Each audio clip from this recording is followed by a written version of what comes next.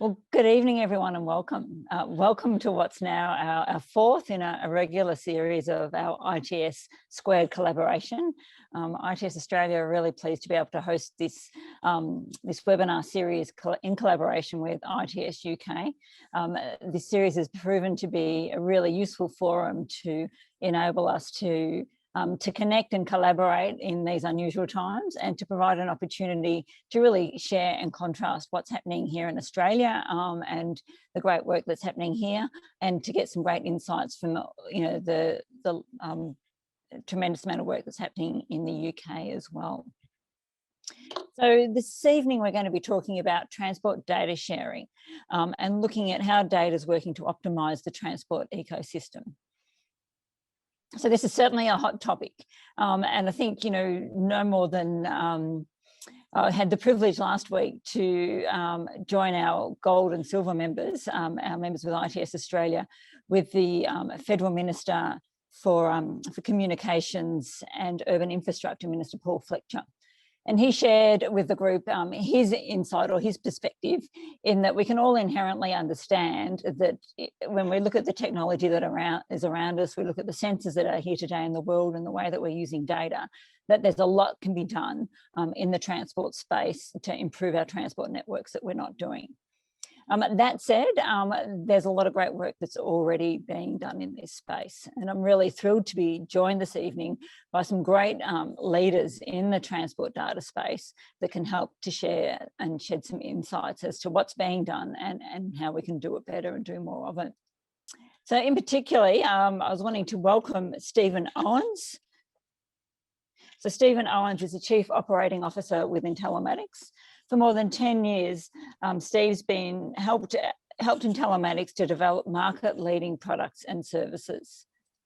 And he's been working to expand the reach of these services in the data transport space from Australasia through to North America and Europe. Steve's got a breadth of experience in the data space, and he's also co-chair of the ITS Australia National Transport Data Community of Practice. So we're pleased to be joined by Stephen here this morning and this afternoon, depending on where you're joining from. So I'm also joined by Ian Cornwall, Technical Principal at McDonald. Ian's based in the UK. He has over 30 years experience in software engineering as a researcher, consultant and technical leader. He is an implementer specialising in ITS, systems integration, specification, standards modelling and metadata. So who better than to help us to unpick this space and look at how we can accelerate the journey to leverage data. I'm also joined this evening here from Skulk van der Westhuizen, the Regional Manager for Australia with Mobileye. Skulk is a veteran in geographical information systems industry. So fantastic to have this GIS perspective, because transport data without a spatial perspective isn't worth an awful lot. Skulk has over 16 years experience working with government agencies and private companies, providing clients with locations-based solutions that inspire new insights to their industries. So as we're working through the sessions this evening, I really encourage everyone to pop some questions into the Q&A box. We're going to hear from each of our panelists initially, and then we'll have the opportunity for more of an open-ended conversation, a bit more engagement in that space. So really encourage you to take the opportunity to put your questions through, and we'll facilitate that after our three panelists have a chance to provide a bit of introduction from their perspective. So Stephen, thanks very much. I'll hand over to you to kick things off. Thank you. Thanks, Susan. Sorry for putting my screen off a bit early. Good afternoon and good morning, depending on where you are. My name is Stephen Owens. I'm the Chief Operating Officer for Intellimax Australia. So I've got 10 minutes to run through a few of the things that we're doing and give you some of our perspectives as well. So a little bit about us very quickly. For those who don't know, Intellimax, we've been in the industry for 20 years, providing real-time traffic information, telematics services, a lot of mobility services. And we work with the automotive industry, traffic and data engineering consultancies, road authorities, etc. And for those in the UK, we've worked very closely with the AA in the UK, as we're 100% owned by the RACV, which is the Royal Automobile Club of Victoria. We've worked very closely with the AA in the UK, and the team at Driven are currently doing some really great stuff there. So a little bit about some of the traffic intelligence, the work that Intellimax is doing, and really what you see here is a lot of very, very large numbers. And I don't think that's unique, although it is actually quite unique in Australia, is that we know that mobility and transport information generates an enormous amount of information. So really what that's meant for us is that we've really need to think about making some strategic choices around technology type, how we go about processing that amount of data, and some of the machine learning and other automated processes that we have to bring into play to allow our data engineers and data scientists to really make the most of the information that we are actually currently gathering.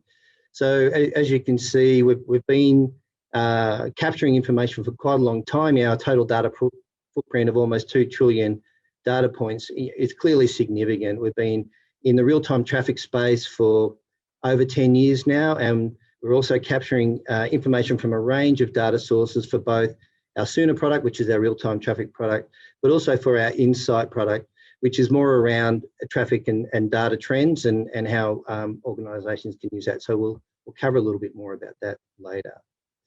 One of the interesting things is that we also know that everyone loves a good traffic story.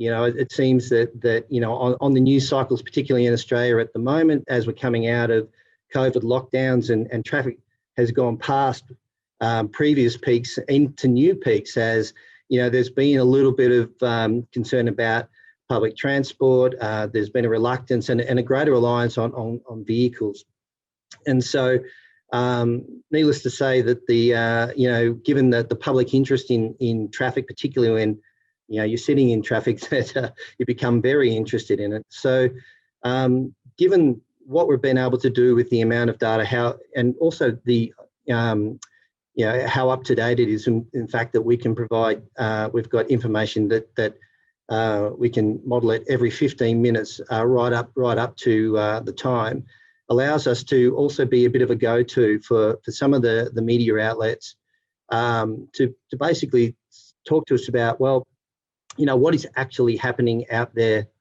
in traffic at the moment. We all feel like there's more, but is there really more?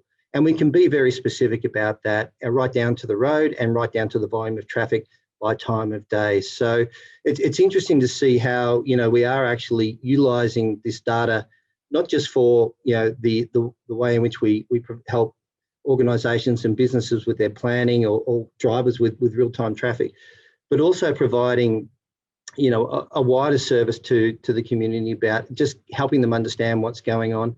And really that should then be playing into the whole topic of what we're talking about tonight, which is about, okay, you know, if we've got this data, if we've got transport data, if we've got traffic data, how are we actually using it to moving forward to actually plan out what we're doing in the future?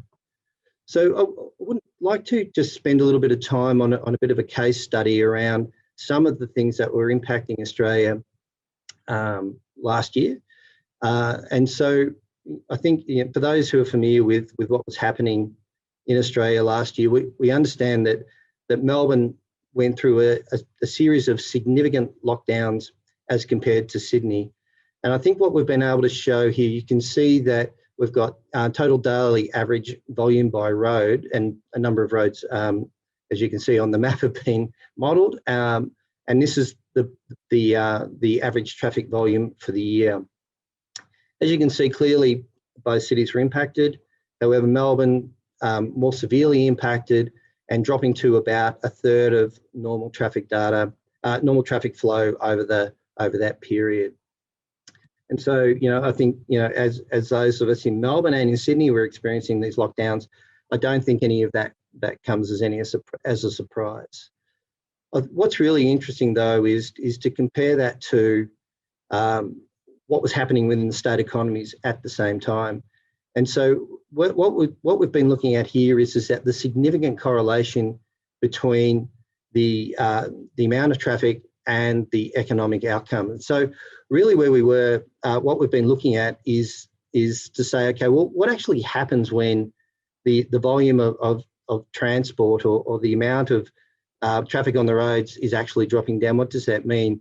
And you can see that the correlation, first of all, the correlation is significant. And secondly, that there was a significant impact to the Victorian state economy during that lockdown. Now you might say, well, of course there was, we were in lockdown. But I think there's also, the correlation's been occurring since the 30s that if you look at distance travel by transport and the impact on economy has actually been very well correlated for that time. So it's almost about, okay, how do you actually look at that and say, is there in fact, what's the cause and effect here? Is it just that they're both dropping by the same amount at the same time, which would seem that would be a significant coincidence? Or what is actually causing it? Is it that lower traffic means that there is a lower economy, or lower economy results in lower traffic? I mean, I think what we're arguing is that we can see that it varies very specifically with transport and traffic.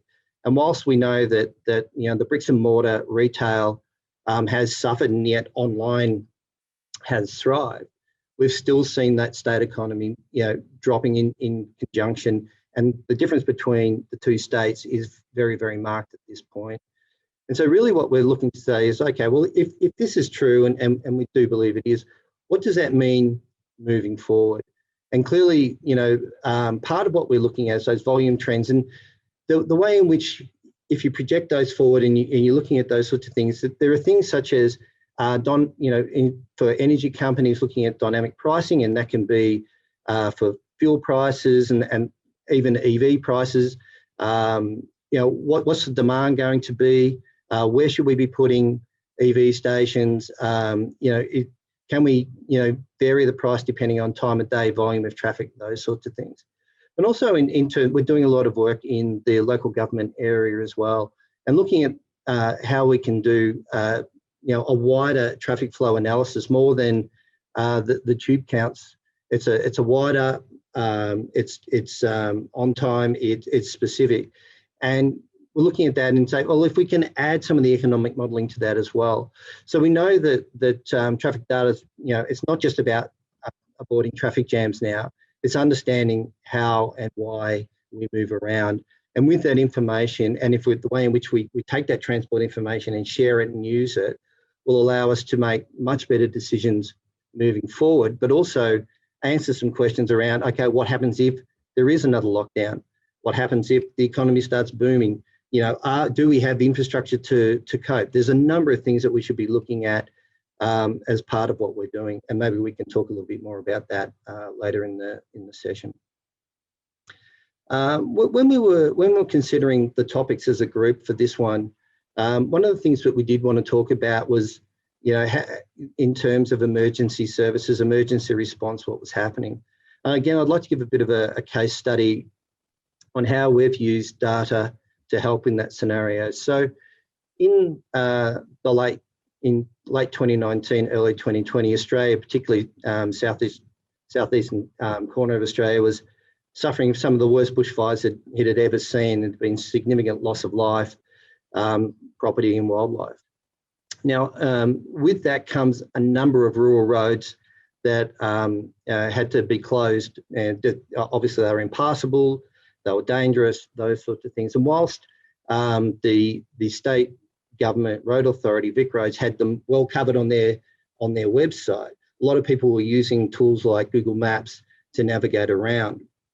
Now, whilst we've been providing real-time traffic, we provide it for capital cities, and we provide it for the major regional centres, etc. But of course, bush tracks, etc., bush roads don't get that coverage. So we were also at the time providing Google with what we call our incident feed. So things like if there's breakdown, if there's a roadworks, and of course, if there's a road closure. So what we did is we worked very closely with Vic Roads and with Google to move the incident feed from the major regional areas into the bushfire affected areas. So we had our team go through and take the information and from the Vic Roads information and put it into our Sooner channel that Google were able to pick up and make it part of their navigation process. So again, what we're talking about here is, three organisations working together to bring together critical information that would ensure that if you're affected by a bushfire and you needed to move, you need to get out of the area, that if you were using Google Maps, that you weren't being directed into an area that had a road closure at the time. Okay, and finally, I just want to cover off a quick word about standards, which is always an interesting thing when we're talking about data sharing in transport. So I'd just like to reference a report that was produced by ITS Australia, and the report was Mobility as a Service in Australia, Customer Insights and Opportunities. When stakeholders are asked what are some of the challenges to implementation of mobility as a service in Australia, probably no surprises that the two responses on the screens were the ones that came up. One around about access and sharing, and they were key challenges, and also data interoperability. So I guess a couple of points that I wanted to raise here. So first of all, Susan did mention that I was a co-chair of the National Transport Data Community of Practice, and this community of practice has had a really strong following. We've been really encouraged by the amount of people who want to get involved in this, amount of organisations who want to get involved in this. What we've had is, we would hold meetings that they're all online. We'd have 60 to 70 organisations attend. And really the topics are around these particular things is, what does data interoperability look like? What does data sharing look like? And, when you have private sector, public sector, different levels of investment, all of those sorts of things. Obviously, there's key business things that need to be preserved, but there's also the ability that we do need to, as a community, work together to create the ability to share data for the betterment of what we need to do. And we know mobility as a service applications bring in a number of data sources. Everything, all modes of transport, could have traffic, whole range of things. So how do we actually bring a number of those things together to make those applications work really well? And again, perhaps we can talk a little bit about that coming up. I realise I'm almost about to run out of time. So one of the opportunities that we've looked at through our real-time traffic services is the work that has been done by TISA in Europe. And I think it's a really great example of how you can make standards work. So TISA is a non-for-profit organisation. TISA stands for Traveller Information Services Association. Intellimax is a member of TISA. What they do is that there's a set way in which you can provide information across RDS TMC, which is traffic message channel that's provided over FM band. And so the example that we can give about how standards has worked is when McLaren, the automobile company, decided to import vehicles into Australia, which they've been doing for a while, they're a very, very low volume. They might do 20, 25 cars a year. But the fact is that within their FM radio and within their head unit, they use the same standards and structures as in the hundreds of thousands of Corollas that are driving around Australian roads. It means that, if you had to create real-time traffic for 25 vehicles, it would be completely uneconomic and be really hard to do.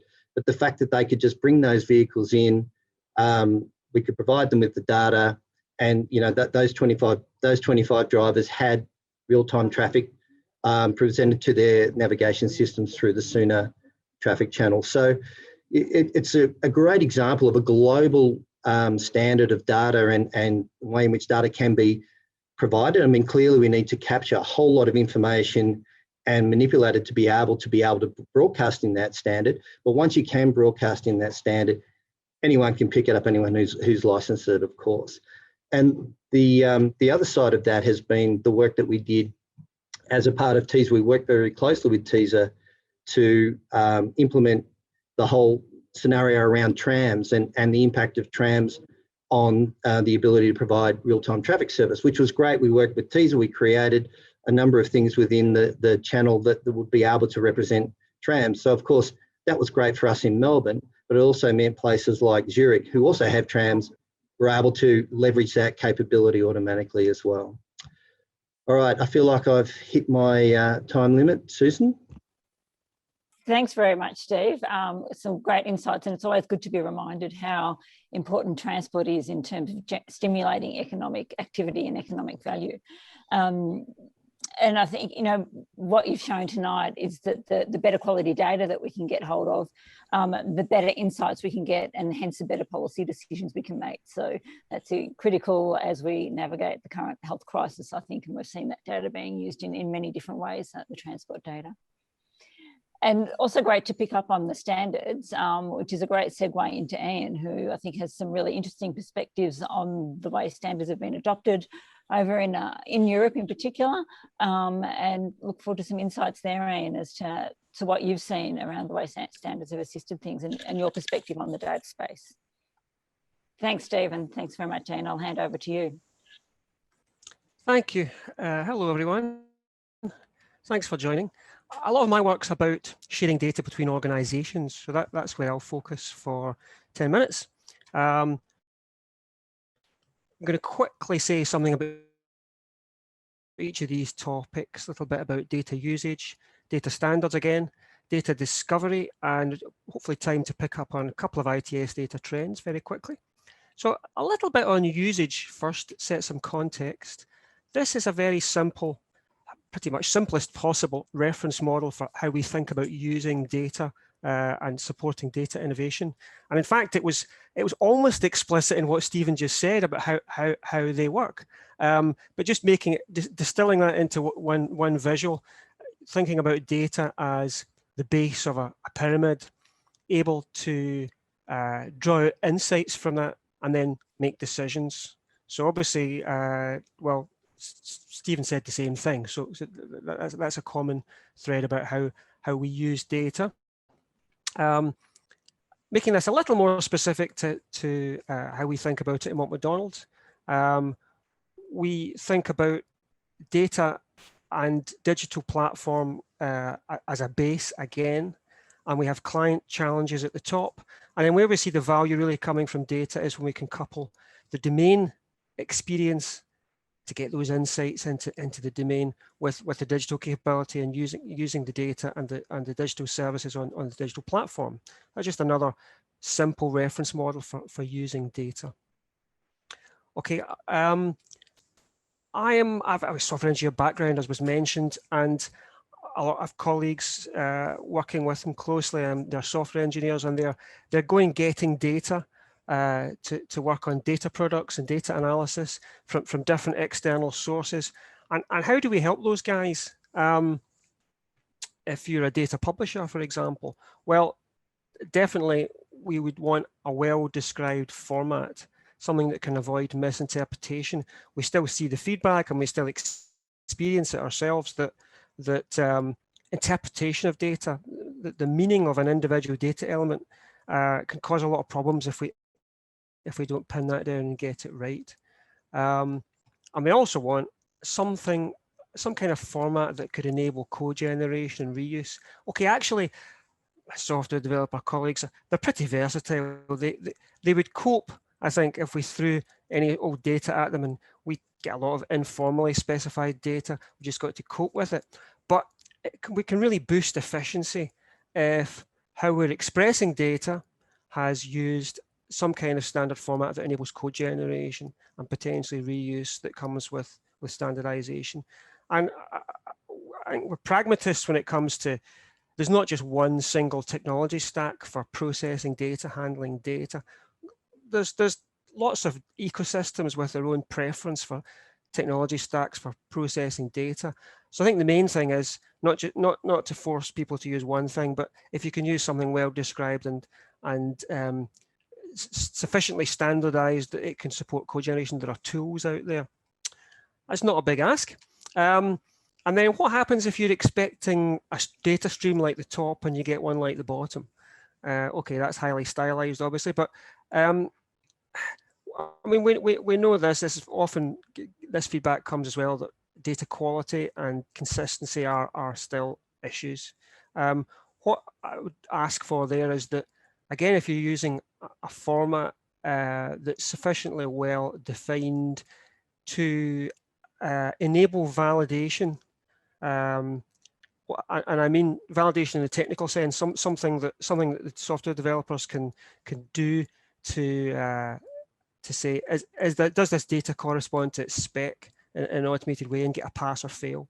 And yeah, I think we, as a data profession, we don't often do that. We don't do that often enough. I think we should always try to do that. And we know that data often contains special cases that maybe need explanation and justification. We want to find out as early as possible, though. Okay, a little bit on data standards. Stephen also mentioned it. This is, okay, of course, I couldn't hope to cover the whole space of data standards in one slide. So I just took a personal view of what's important to me in my regular work. And the top are transport domain things, standards that we use daily and groups that we participate in to make those standards. And in the bottom are the foundational technologies from the computer science domain that underpin these things. And Stephen mentioned another important one of teaser, not on this slide, but you certainly, I'll talk a little bit about DataX2, where that I work with, and there is collaboration there between DataX2 and teaser to make sure they align at least on safety related, and hopefully that will grow into further alignment and harmonization. So DataX2 European standard, I think the most notable thing about it is its extensive usage. It's been implemented in, actually the distinction between the different colors of blue there isn't important for this presentation. The main thing is that all the blue countries have implemented the DataX2 data standards, and also some of the gray ones I know too. And that's not just by roads authorities, it's by private sector too. So that's been a really successful European standard. I haven't heard of any Australian usage. I'd be interested to see if there is any, but certainly in Europe, real success in not just making a spec that sits on the shelf, but really everybody's using it. So its scope, it's quite well known for having the scope up at the top left, original kind of highway traffic management focus. But people should be aware it's expanded. So not only the stuff on the bottom left about expanding its scope into new traffic management applications, but also the things on the right, areas you might not have associated with DataX2 with highway traffic management, things like parking. As Stephen mentioned, the electric vehicle charging use case, and that's something that DataX2 now supports. It can publish electric vehicle charging infrastructure data and usage data and these things. It's supporting urban applications, emergency vehicle sound. Yeah, so a whole range of new applications. Its extensibility seems to have been popular. Okay, a little bit about data discovery. Yeah, you're trying to work with data or innovate with data. You want to know what data exists, where is it, what does it mean, how do you get it? And because of that's a really important question, and because of that, I think some work that the UK Department for Transport is doing, I think, is could really bring some value in the future. They are working on a national access point. It's not an operational service yet. It's just an exploration at the moment, with an intention to hopefully become operational at some point in the near future. The National Access Point for Transport Data, it's basically a service that would it would make you aware of, well, it would answer all the questions on the heading, really. It would tell you what transport data exists, where it is, what does it mean, and so on. Lots of metadata, search facilities and links. It's not going to hold the data itself, but it's going to allow you to discover the data and access it through its native source. Now, I'd also like to see, it's not on the confirmed plan at the moment, but you would think a national access point for transport data should provide an opportunity for more data harmonization. And this was something we found a few years ago when we worked on the Highways Agency's ITS metadata registry, which was a similar collection of lots of, well, it was focusing on the technical data formats, the data definitions, the data meanings, rather than instances of data sets.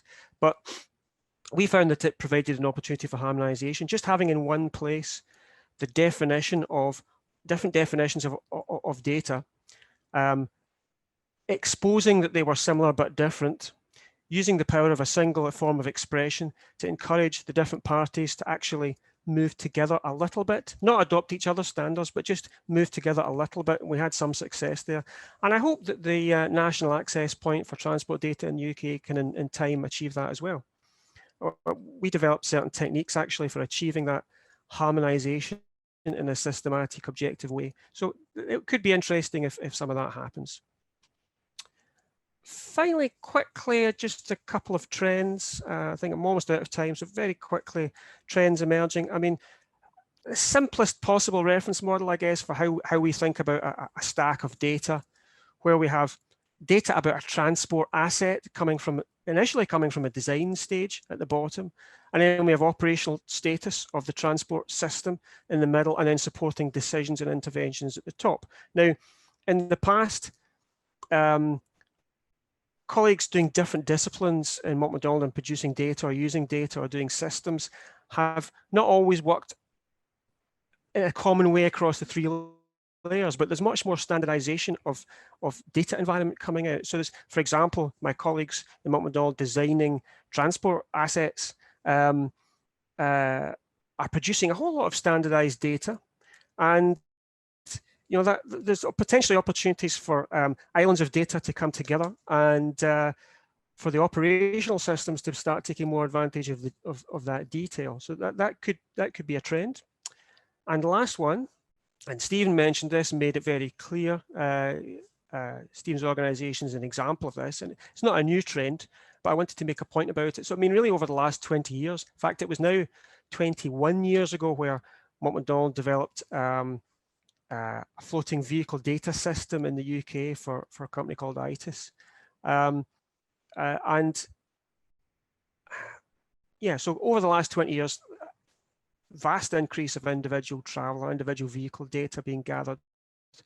You saw impressive figures from Stephen in terms of hundreds of millions per day of points. And just despite that trend, this data isn't deeply integrated with traffic management yet. You know, that maybe an organization's using it and providing services and maybe selling aggregated data to road authority, and then the road authority is doing traffic management, but it's not really deeply integrated to where that individual is participating in the traffic management. So that's maybe a a future development, a use case for transport data.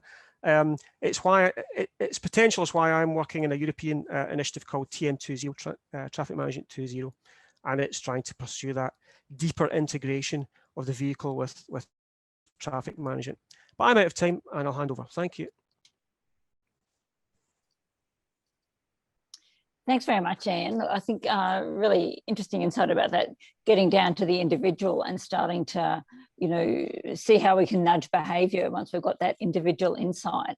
But the other thing which I really liked was the concept that by understanding better what the differences are between the data and by presenting them in a more uniform format, and that highlighting what the differences are in the way the data is collected, it can then nudge behaviour into a more harmonised format. So I think it's one of our frustrations in a federation here in Australia. We're trying to do the same thing in a number of different states, but in very different ways. So, you know, good learnings there that we can perhaps take on board. So Skulk, I'll hand over to you to take us forward and give some insights into some of Mobilise activities and how you're approaching the data task. Thank you. Okay, so hi everyone, my name is Skulk van der Westhuizen. Can you hear me, Susan? Yes. All good, thanks, Skulk. Okay, so I am responsible for Mobilise data and safety products in Australia and New Zealand. And hopefully I'll be able to also share some insights in the optimization of sharing data in the transport space. So I just want to give you a little bit of an overview of the company and what we do. Mobileye is owned by Intel, and they were acquired by Intel a couple of years ago. They're a leader in camera-based driver assistance systems. So for the last 20 years, they've been involved in purely safety on vehicles. I've got about 28 of the world's automakers have the Mobileye technology inside of them, and that equates to about 65 million vehicles with Mobileye chips. We've got a big focus at the moment with becoming the leaders in autonomous driving systems. We're deploying robotaxis next year in 4 countries already. But I guess what we're talking about today is how we are using the technology for safety in those vehicles to collect information on the roads and on transport. And that's what I'm going to be talking about now. So I just wanted to give you an idea of what we're doing and how we are collecting this information. Many of your vehicles that you are currently driving might have this technology in already. So it's a pure safety feature. It detects certain events and it warns you against those events. So if you're crossing a line, or if it detects a vehicle stopping in front of you, it will give you an alert. Then in the second clip here, the same technology that provides the safety feature to the vehicle actually collects the information that we use for transport and roads. So the lines, the poles, potholes, curbs, pedestrians, a lot of other information that we use the same technology for, but we're able to collect all of that information.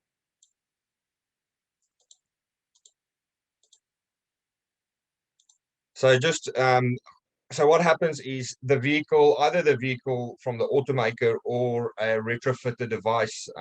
In Australia, it's mostly buses and garbage trucks collect this information through the eye sensor. So basically what the sensor sees, and that information is collected through multiple vehicles.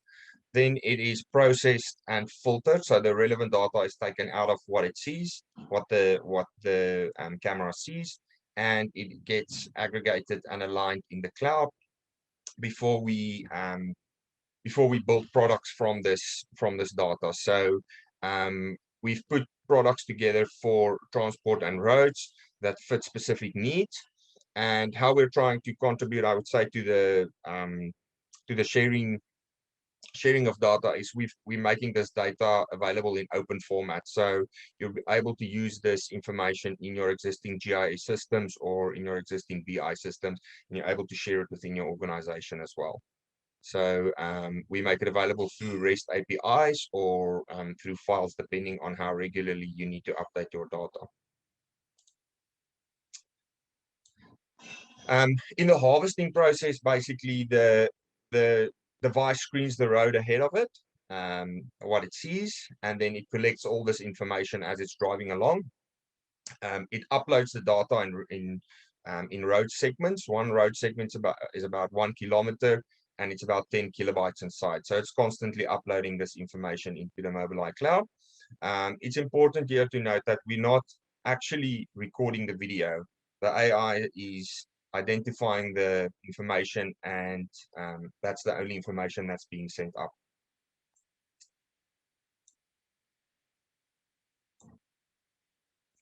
In terms of aggregating the data, we need to pass a segment of road 20 times before we verify it as correct.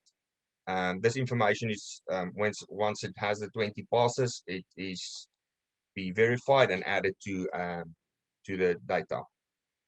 Also important, we do not collect any personal information here. It's purely, it's anonymized, so and fully GDPR compliant across the globe.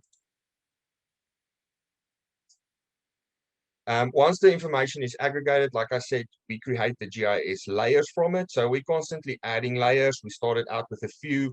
It's maybe worthwhile to note here that we haven't been in the data game for a long time. So there's certainly a lot to learn in terms of data standards, and especially if you look at your data on a global scale. We're learning a lot as we're going along, but yeah, like I say, as we identify important features for customers, we try and add this data to our stack. And then I think very important is the integration ability, or the that we make the information available in open formats, that it's usable through multiple departments and throughout the organization. So the kind of information that we are collecting is, like we say, product. We've taken these different information layers and put them into products. I won't go through all of these. I think one of the very important ones that's quite important for the transport space at the moment is the mobility intelligence layer, which collects information about pedestrians and cyclists. So once it detects a pedestrian or cyclist, you can see where those events happen. You can see near miss events on these incidents. So I think that's probably very important information to share within a council or a roads authority, just to improve the safety on the road. And that's what I've got.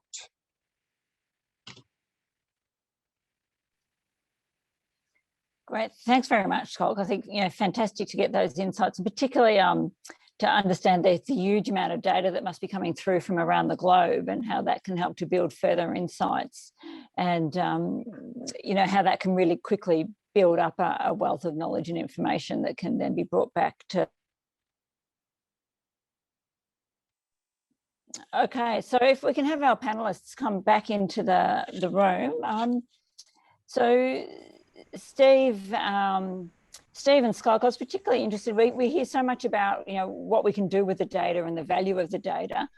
You've given us a little bit of an insight, but it'd be useful if you can both give a perspective on just the nuts and bolts of how you collect the data, but also the verification of the data, because I know both of you are collecting information from multiple sources to very much ensure the veracity of the result that you then publish back out again. Yeah, Scott, I'm happy to go first. Yeah, thanks, Susan. Absolutely, we do get data from a number of sources. I think one of the things that we've got is the history and the background of the data, and also the way in which we do the processing through using AI and other processes that allow us to be looking at our data and as it comes in, and to verify it pretty much as it comes in. We also do a number of other things in terms of our assessment of data accuracy on an ongoing basis using a number of other means. So we're pulling information from probe to check on, okay, is what we were saying the right things? And there's a number of other formats, number of other ways in which we do it. And then of course we've got the user community as well. So there's always that feedback loop, particularly for our live traffic information about how well that's going, and we provide the ability for almost this crowdsourced assessment of the accuracy of what we're sending out. Thanks, Stephen. Scott, you went through a little bit about the process that you use, but I know you've got some 50 layers of data, so that's a mess to be collecting. What are some of the ways that you go about that? So I guess for me the important bit for me when I speak to transport agencies or roads authorities when collecting this data is really what's the value that you are going to get out of that. If you've got 50 layers or 100 layers, it's not really worth anything if you're not going to apply it to a certain problem. So I try to identify like one specific layer that would specifically speak to a problem. If you want to know where all your lines are fading in a whole state, that would be more valuable than having 20 layers that would just be nice to look at. So I think looking at a couple of things like the coverage as well. So we're dependent on crowdsourced data. So, are you going to get coverage for all the areas that you're looking at? That's quite important. And then how regularly do you want updates on your data? Do you want to see the updates on pedestrians once every 6 months, or do you want to see it every day? So those kind of things are very important for Yeah, and huge cost implications too, I'm sure, in terms of how regularly you want to update that data. Yeah, definitely. Yeah. So Ian, we're getting quite a few questions and our other panelists through around the data standard space. It's certainly something that's pretty on track in the industry in Australia at the moment in particular. And I'm just wondering if you're able to share, like you showed that great map around the deployment of DataX2 across Europe, and it's quite widely deployed. Are there, there must be a range of benefits that we're seeing, a range of new ways of looking at data that are coming from this sharing of data. Are there particular insights you can share around that space?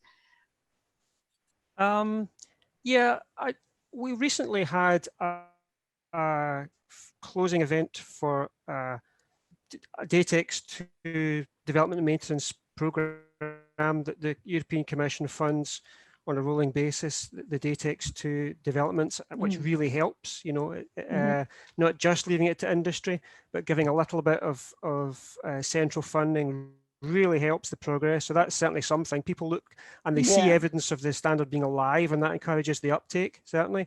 And then we had lots of different use cases from different people out there. One of them that stuck in my mind was Volvo Cars, who were using DataX2 in their real-time services to their vehicle.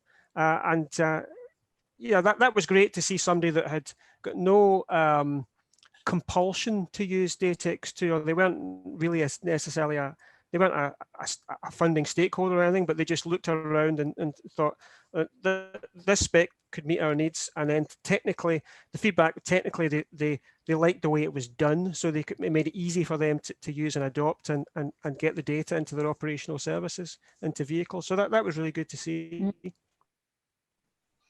So that's a fascinating insight around one of our global OEMs using an open standard to share their data. It often comes up that there's commercial pressures that cause challenges in moving to the use of standards. Are there approaches that we can take, from maybe our commercial players have got a view, maybe Ian, you've got a view, about dealing with commercial issues that prevail in many of the private sectors that can help us get to that use of standards?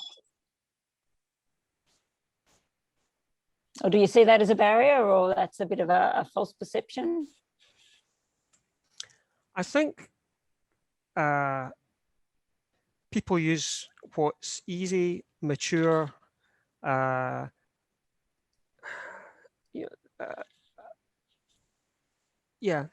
something that seems to have a future, something that seems actively maintained. I think those are maybe more important things. So yeah, if a couple of players get together and come up with a spec, then it's just a one-off, it'll probably die actually. So some central encouragement is maybe what it takes. I mean, UTMC is an interesting example. UTMC in the UK, the Urban Traffic Management Control Standards, really successful in terms of implementations in the UK, but it suffered. I think it could have been a whole lot better, even that it's not had any. Initially, it had some publicly funded impetus, and then that tailed off to pretty much nothing. It's still really important in operational systems. We implement it and we talk to other providers using these standards all the time, but it's not really evolving to a great extent. So I think that's how I see the influence of the money. I think, Susan, I guess from our point of view, or my point of view, obviously, there's investment in doing what we do, and I think the use of having, the value of having, some things in a more standard format would actually, open up that value, to a greater extent. I think to the point where, a lot of the time, what we're doing is creating a usable data set out of the extreme volumes of data that you've seen. So they are easy to use, whether it's, through, a data file or through a front end that enables, like our Insight product, to enable people to use it to do planning, etc. Whereas, they wouldn't have been able to do that before. So we see that as value in there and creating it as a usable thing. So I guess with the standards question, it's really about, whereabouts is that value and how do you create that value? But I think at least with a standard approach, you are creating the ability to at least extract the value in a more simple format than having, multiple and bespoke standards across the board. Shock, what do Yeah, Yeah. I'm speaking from my own point of view here, but I don't think people start collecting data. They get the standards first and then start collecting data. They first collect the data and then look at the standards. So you kind of have to adjust to it later. Yeah. Yeah, interesting. We've got another question coming here looking at sort of global standards almost versus European standards. Do we see that they're sort of an international approach, or that where the Europeans are taking a stronger lead here, and that's in some ways creating a bit of a point of difference? Do you all operate internationally? Is there a view around that? Yeah, I think it's a bit of both, actually. Europe's proceeding with standards at CEN, for example, and ETSI, standards organizations.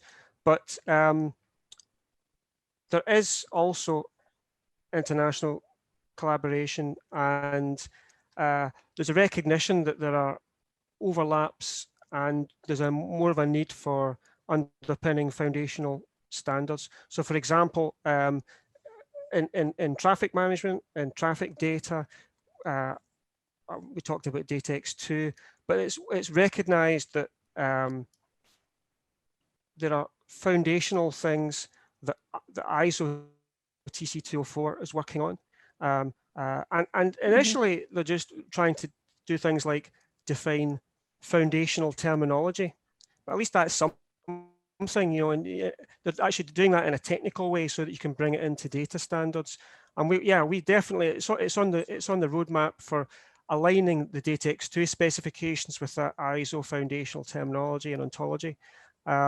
So yeah, not ideal, but it's making progress internationally. Yeah, look, I think fantastic to, it's always someone needs to take a lead. So, good if Europe are organised and coordinated to do it, nice to see if others can follow along. So just got one further question for really looking towards the future, and you guys are really deep in the data space. If you can put some thought into what really excites what could take us forward. So we've got to take Susan, to step up and take that one. Susan, sorry, I just missed the last bit of your question there. I don't know if it's me who cut out or you. Sorry, Scott. Things are getting a bit, it's a bit rocky here. So just looking ahead with your insights on data and what you understand, what excites you about the potential to bring benefits to the transport space from data? What's the new things that we're going to see from data? From my view, personally, the way we're collecting the data through a camera, it's basically everything your eye can see, you'll be able to identify. Animals running across the road, pedestrians at night. I would say the thing that excites me most about the opportunities in the future is the safety aspect of the data, which is, I think, fairly new. And also crowdsourced. The fact that the information is crowdsourced helps a lot, because it means Australia's got such vast areas to cover. To actually go and survey the data is nearly impossible. So to have some form of a crowdsourced information coming in, I think is super valuable. Yeah, Susan. Thanks, Scott. It's a great perspective. From my point of view, look, we really see data as an enabler for everything that's happening in the mobility space, and will continue to happen in the mobility space. And we know it's accelerating You know, we see that the data is going to be key to all of that. And so for what we're doing, both at an organisational level, but also across our involvement with organisations like ITS Australia, is really looking to continue to enable those developments and to ensure that as we head to the great push towards sustainability and safer travel and all of those sorts of things, that the data needs to be there and it needs to be accessible and needs to be accurate to really help drive that. So that's what I'm excited about. Yeah, fantastic. Thanks, Stephen. I look forward to that opportunity. Ian? Yeah, just occurred to me a specific example of the trend I was talking about, tying into one of the questions you posed about validation and thinking about the availability of individual vehicle and traveller data. That's currently, this is a near future one, it's currently providing good opportunities for fusion. If you think about the road authorities having largely sensor-based traffic data compared to, fixed sensors on the infrastructure as opposed to individual mobile vehicle and traveller data. And then, of course, there's a great opportunity for fusion and for one to validate the other and improve each other's quality. Yeah, and then the other